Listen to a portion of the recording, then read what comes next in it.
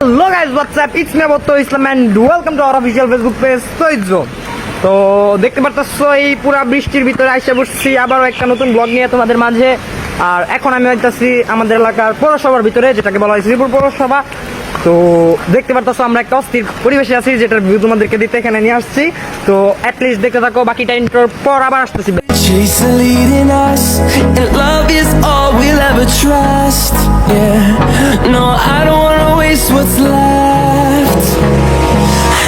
দেখতে পারতেছো ব্যাক এসে পড়ছি ইন্টার পর। আর আমি এখন আছি একটা অস্থির পরিবেশে। দেখতে পারতেছো লেকটা, যেটা হইতেছে পৌরসভার ভিতরে।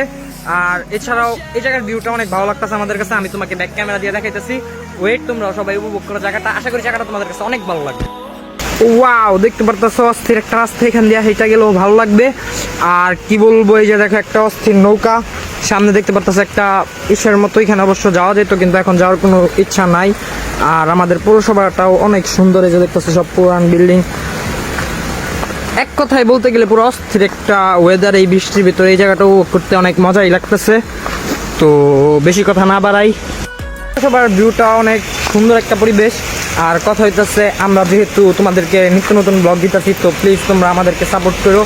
আর পৌরসভার প্লেসগুলো অস্থির।